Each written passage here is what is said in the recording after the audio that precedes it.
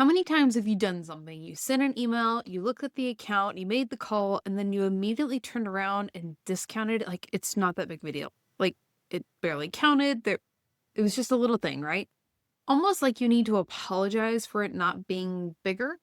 Here's what we want to talk about today. That baby step, that small step that you keep dismissing, it's doing way more than you're giving yourself credit for. And the habit of minimizing it might be the exact thing that's slowing down your progress.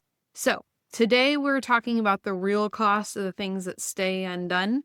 What actually happens in your nervous system when a small thing finally gets done, why we minimize the small wins and what it cost us, and then what momentum actually looks like for the entrepreneur who's building something real. So if you are someone who measures yourself against where you think you should be instead of where you were yesterday, I've got my hand up. I've been guilty of this. This one is for you.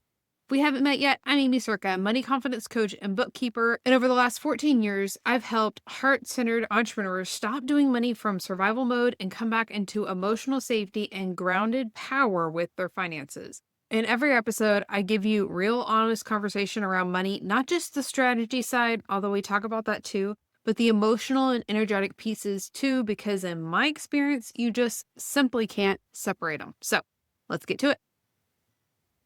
Welcome back to Money Simplified. Today, we are talking about the little things that you get done that we discount. So every single time, you've done this, right? You've had something that's been on your list forever, and maybe it's a small thing. It only took like 5 minutes or so, and you can even hear it in my language, right? That only took 5 minutes.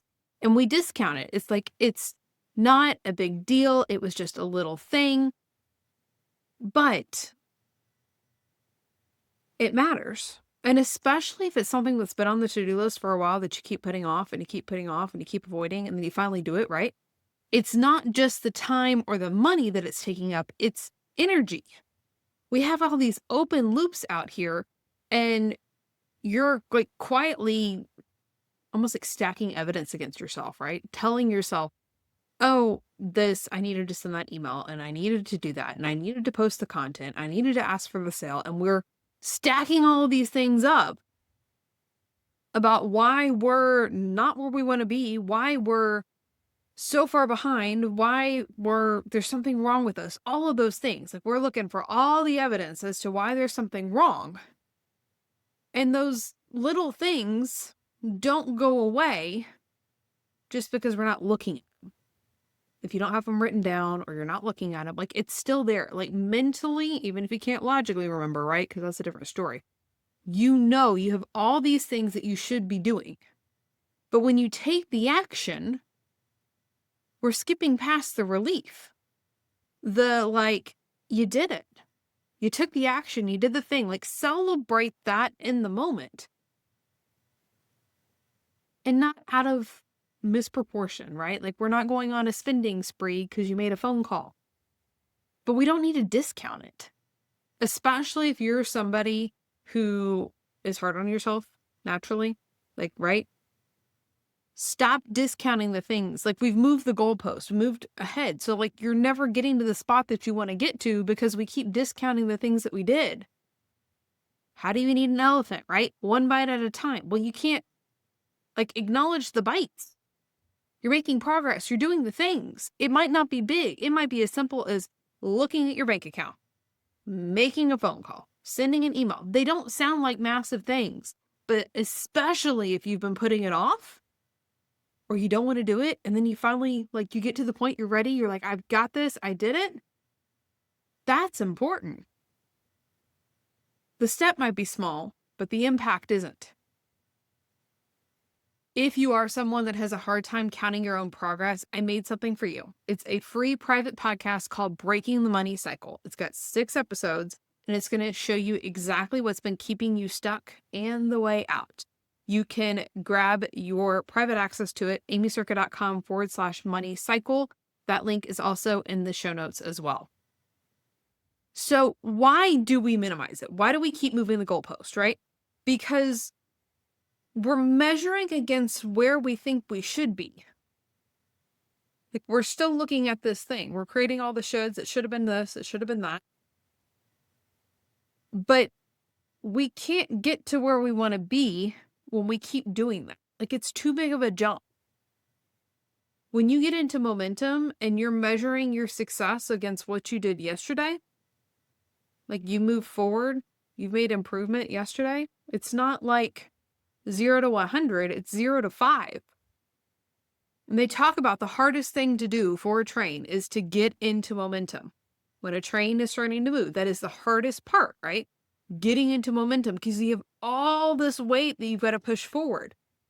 The hardest thing to do is build the momentum. And then we're beating ourselves up because we're not going 50 miles an hour yet. We're not ready for that. We have to trust the next step. We have to trust ourselves.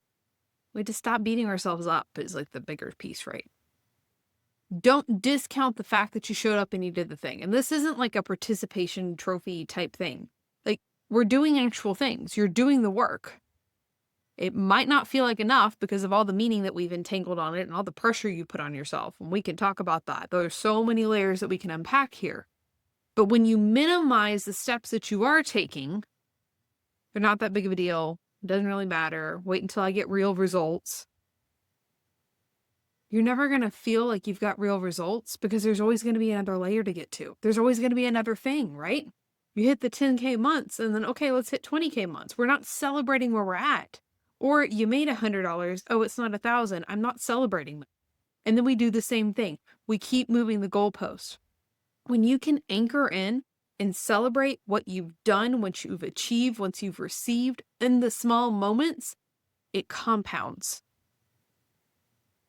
We need to compound the positive, not compound the fact that we're beating ourselves up because you're not where you thought you could be. You heard the saying, most of us overestimate where we can be in a year, but we underestimate where we'll be in 5 years.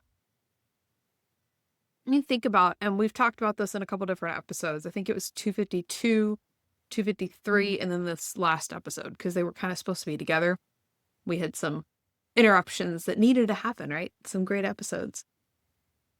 But there was times where the life that I have is exactly what I was praying for, was what I wanted, was the goal. And I have so much of that. And if I don't anchor into the appreciation of all the success that I've created, sure, I'm not where I want to be.